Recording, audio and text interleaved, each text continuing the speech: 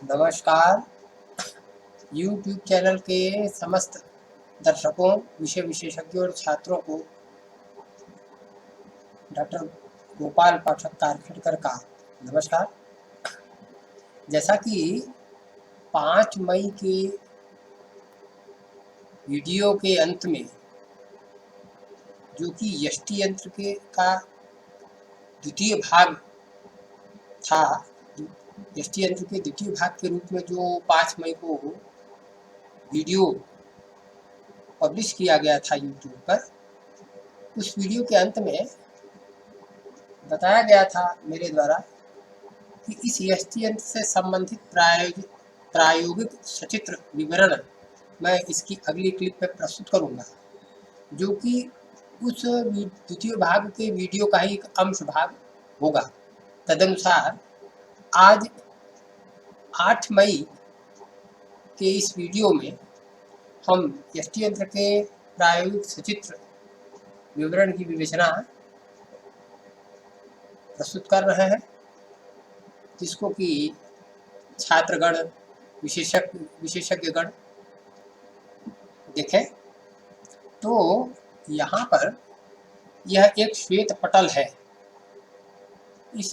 इस श्वेत पटल को समतल जल प्रवाह रहित भूमि के सदृश मान करके इस पटल के केंद्र पर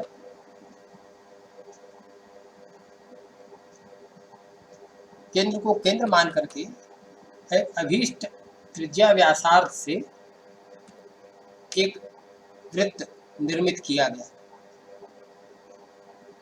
यह वृत्त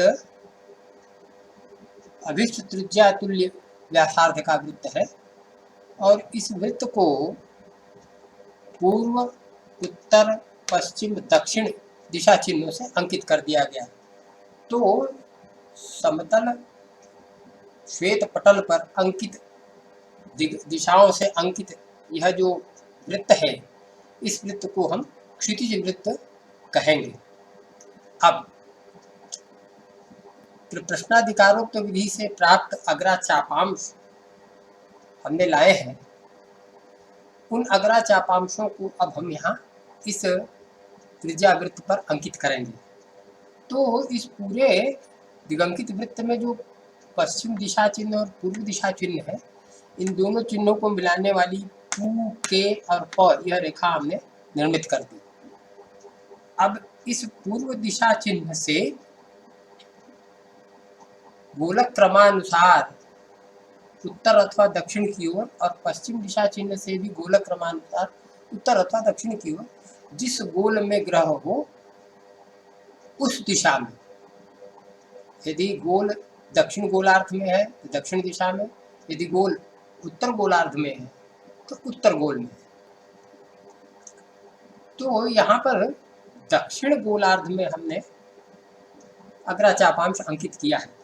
तो इस पूर्व दिशा चिन्ह से और पश्चिम दिशा चिन्ह से अग्राचापांश के तुल्य अंतराल पर इस त्रिज्या व्यासार्ध के वृत्त में, दिगंकित वृत्त में हमने एक चिन्ह अंकित किया। पूर्व दिशा चिन्ह से अग्राचापांश के तुल्य अंतराल पर दिगंकित क्षितिज वृत्त पर एक चिन्ह अंकित किया और पश्चिम दिशा चिन्ह से भी अग्राचापांश के अंतराल पर एक चिन्ह अंकित किया। एक अब अब यह जो अंकित चिन्ह है, यह अग्रा ज्यारूपा अग्रा का शीर्ष बिंदु है। तो अ बिंदु से एक लंब इस पूर्वापर रेखा पर डाला और यह इस अग्राचापांश की ज्या हो गई, क्योंकि ज्या की जो परिभाषा यही है कि चापखंड के एक शीर्ष से व्यास रेखा खींचकर दूसरे शीर्ष से डाला गया लंब अभीष्ट चापखंड की ज्या होती है। तो यहाँ पर पू अग्राचापांश है, तो इस पू अग्राचाप अभीष्ट चाप खंड की ज्या अय अग्रा ज्यारूपा अग्रा के तुल्य हुई। इसी प्रकार पश्चिम दिशा में भी और एक बिंदु से पूर्वापर रेखा पर और लंब डाला, जो कि ज्यारूपा अग्रा के तुल्य है। अब यह जो अग्रा शीर्ष है और एक इसको एक सीधी रेखा से मिला दिया, मैंने एक सीधी रेखा और बिंदु से और एक बिंदु तक निर्मित कर दी।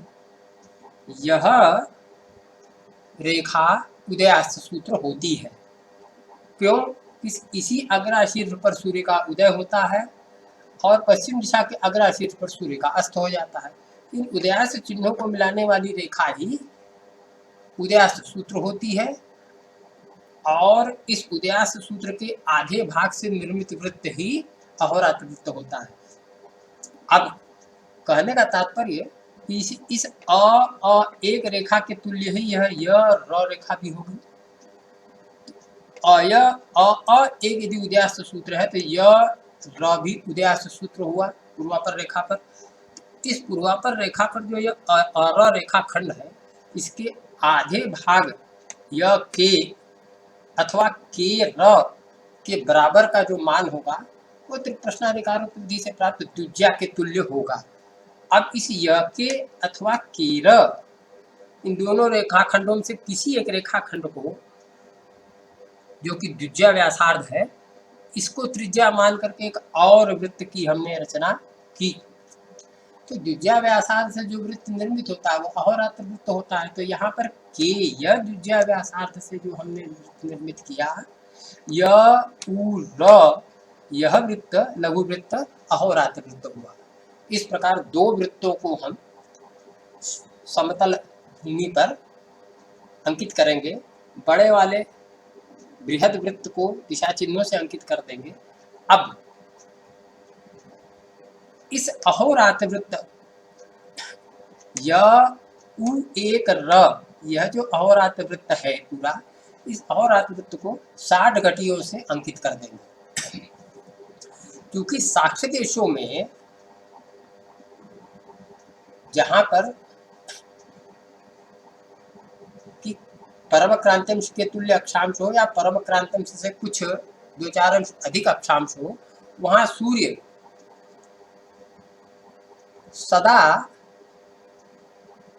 पूर्वापर वृत्त से दक्षिण की ओर ही रहता है। वो कभी भी उत्तर गोलार्ध दिशा में उत्तर भाग में नहीं जाता, पूर्वापर वृत्त से उत्तर गोलार्ध के भाग में नहीं जाता है।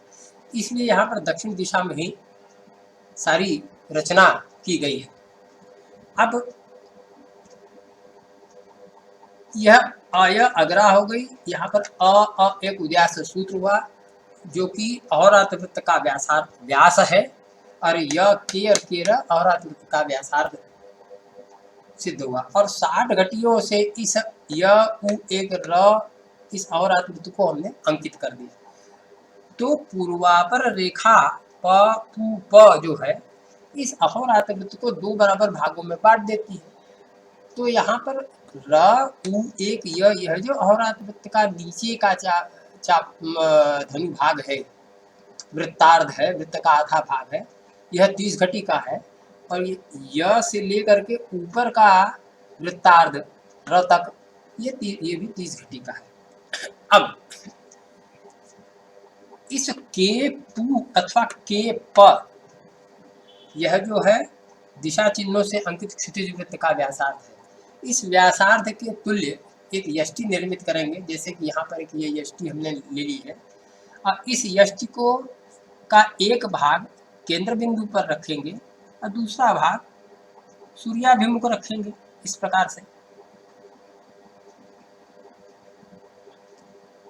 प्रकार से हमने यष्टि को स्थापित किया। यह यष्टि, इस यष्टि का मान उतना ही होगा जितना कि दिशा चिन्हों से अंकित क्षितिज वृत्त के व्यासार्ध का, अर्थात क्षितिज वृत्त के त्रिज्या के मान का होगा। इसका दिगंकित क्षितिज वृत्त के त्रिज्या का मान जितने प्रमाण में होगा उतने ही प्रमाण में इस यष्टि का मान भी होगा। अब सूर्याभिमुख स्थापित यह जो यष्टि है, यह यष्टि इस क्षितिज वृत्त को जहां लग रही है वहां एक चिन्ह अंकित कर देंगे। अब इस चिन्ह से सूर्याभिमुख जो ये चिन्ह अंकित है, इस चिन्ह से अग्रा शीर्ष तक का जितना के मध्य में एक ऋजु शलाका, इस प्रकार से पतली सींक, ये पतंग की सींक है, पतंग के कमानी की, इस सींक से इतनी ऐसी ही पतली सींक के द्वारा इस अग्रा शीर्ष और यष्टि शीर्ष, यह जो यष्टि शीर्ष है यहाँ पर स्थापित करने पर, जो सूर्याभिमुख स्थापित करने पर यह जो यष्टि शीर्ष है, इन दोनों शीर्षों के मध्य को उस पतली शलाका से भिद्य करके, माने उस इतने अंतराल के तुल्य एक शलाका नाप करके ग्रहण करेंगे, इस प्रकार से। यह इस प्रकार से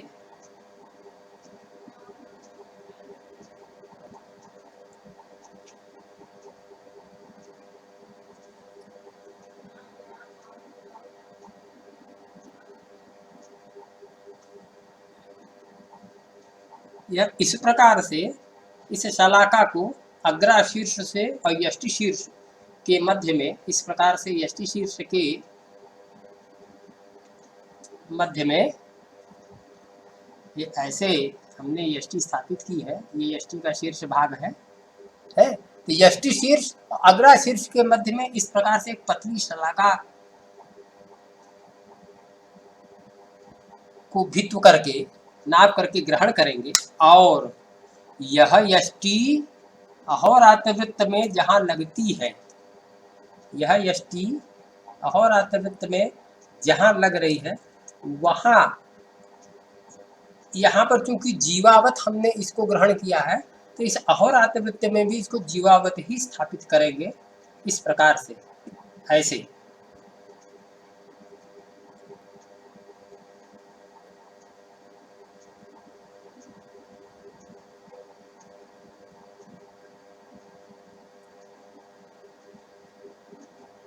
तो अग्रा शीर्ष और यष्टि शीर्ष के मध्य में इस अग्रा शीर्ष और इस यष्टि शीर्ष के मध्यांतराल के तुल्य नाप की जो हमने शलाका भित्व करके ग्रहण की, उसको अहोरात्र वृत्त में इस प्रकार स्थापित करना है कि यष्टि जहाँ अहोरात्र वृत्त को लग रही है, संपात कर रही है, उस बिंदु से पूर्व की ओर हम जीवा की तरह ही, जैसे ऊपर बृहद वृत्त में जीवा तुल्य, जीवा के सदृश हमने इसको लिया है, ठीक तद्वत तादृश ही हम अहोरात्र वृत्त में भी इसको स्थापित करेंगे, और इस शलाका के अंतर्गत आने वाले अहोरात्र वृत्त के चाप मान, इस बिंदु से इस बिंदु तक के चाप खंड में धनु प्रमाण में, क्योंकि वो भाग ये एक तरह से धनुष के आकृति का ही ये आकृति प्राप्त होती है, इसलिए इस धनुषाकृति में अभीष्ट धित्व शलाका के अंतर्गत आने वाले अहोरात्र वृत्त के धनुषाकृत चाप खंड में जितने घटीपल हमको प्राप्त होंगे, उतने घटीपल का प्रमाण अभीष्ट दिन का गतकाल होगा। इसी प्रकार अब इस स्थान से पश्चिम की ओर इस शीर्ष बिंदु से यष्टि और क्षितिज वृत्त संपात बिंदु, सूर्याभिमुख स्थापित यष्टि क्षितिज वृत्त संपात बिंदु से पश्चिमाग्रा शीर्ष तक की भी एक शलाका इस प्रकार से नाप करके, इस प्रकार से नाप कर हम ग्रहण करेंगे, इस प्रकार से नाप के ग्रहण करेंगे, और उसको इसी बिंदु से जहाँ पर कि ये यष्टि अहोरात्र वृत्त को काट रही है, वो उस स्थान पर ऐसे जीवावत ही उसको स्थापित करेंगे, और जहाँ यष्टि का शीर्ष पश्चिम भाग में, शलाका का शीर्ष पश्चिम भाग में संपात करेगा, स्पर्श करेगा अहोरात्र वृत्त को, वहाँ से यष्टि संपात बिंदु तक, अहोरात्र वृत्त यष्टि संपात बिंदु तक के अहोरात्र वृत्त के चाप खंड में जितने घटीपल प्रमाण प्राप्त होंगे, वह घटीपल प्रमाण दिनशेष काल प्राप्त हुआ, और इस दिनगत काल और दिनशेष काल का योग ही एक दिन के दिनमान का प्रमाण होता है। तो इस प्रकार से यह यष्टि यंत्र निर्मित होता है। इस यष्टि यंत्र में पू उ प द पूर्व दिशा चिन्ह, उत्तर दिशा चिन्ह, पश्चिम दिशा चिन्ह, दक्षिण दिशा चिन्ह से अंकित क्षितिज वृत्त है। य उ एक र ये अहोरात्र वृत्त है जिसको 60 घटियों से अंकित करना है। एक यष्टि इस प्रकार से पतली थोड़ी मोटी, ताकि इसके केंद्र पर जो कील स्थापित है उस कील में ये अच्छी तरह से पिरोई जा सके। और इस प्रकार से सूर्याभिमुख हम जहाँ जहाँ सूर्य जाएगा वहाँ वहाँ इसको घुमा करके स्थापित करते जाएंगे। और जहाँ पर भी सूर्याभिमुख, जैसे पश्चिम दिशा में हमने सूर्याभिमुख यष्टि स्थापित की, तो जहाँ इस क्षितिज वृत्त को लगी वहाँ पर एक चिन्ह लगा देंगे। इस चिन्ह से पश्चिमाग्र शीर्ष तक का नाप लेंगे। इस चिन्ह से पश्चिमाग्र शीर्ष तक के प्रमाण की शलाका भित्व करके ग्रहण करेंगे और उसको पुनः इस यष्टि चिन्ह से इसी अहोरात्र वृत्त में जीवावत स्थापित करेंगे, जैसे कि हमने अभी इधर स्थापित करके दिखाया था। अब वहाँ पर जो पश्चिम दिशा में जो घटीपल प्राप्त होंगे, वह घटीपल प्रमाण पश्चिम दिशा में वह दिनशेष का प्रमाण होगा, बाकी दिनगत का प्रमाण प्राप्त होगा। इस प्रकार से इस यंत्र से हम दिनशेष दिनगत का काल प्रमाण, दिनगत काल और दिनशेष काल का मान ज्ञात कर लेते हैं। अब अय और अर अग्रा है, अपू और अप यह अग्रा चाप है, अग्रा चापांश है। अर और अप यह अग्रा है। अपू और अप अग्रा चापांश, और अय यह अग्रा है। और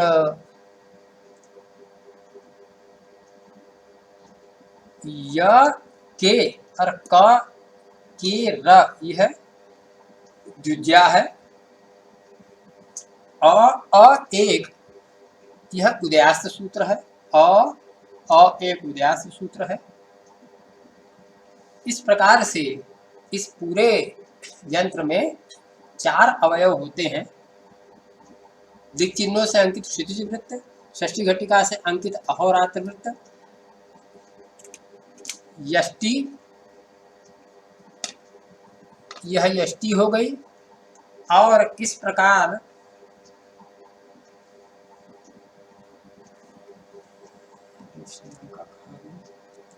और एक पतली शलाका, एक पतली शलाका जो कि हम भित्व करके ग्रहण करेंगे, उसके लिए एक पतली शलाका की आवश्यकता होती है। वो पतली शलाका यहाँ पर रखेंगे, साथ में रखेंगे।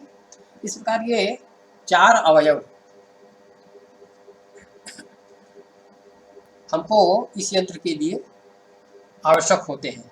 अग्रा, क्षितिज वृत्त, अहोरात्र वृत्त और यष्टि। ये 4 चीजें यदि हमें ज्ञात हो हैं तो हम इस यंत्र का निर्माण सरलता पूर्वक कर सकते हैं। परंतु अब इस यंत्र में एक विचारणीय समस्या भी है। वो समस्या ये है कि प्रतिदिन का अग्रा का मान और द्विज्या का मान भिन्न भिन्न प्राप्त होगा। तो हमें प्रतिदिन का की अग्रा अंकित करनी होगी, प्रतिदिन का अहोरात्र वृत्त बनाना होगा, जो कि चाहे यंत्र 120 अंगुल व्यासार्ध का हो, चाहे 120 व्यंगुल व्यासार्ध का हो, यानी यंत्र छोटा हो चाहे बड़ा हो, उस यंत्र में प्रतिदिन की अग्रा और अहोरात्र वृत्त का निर्माण कर पाना जरा दुरूह है।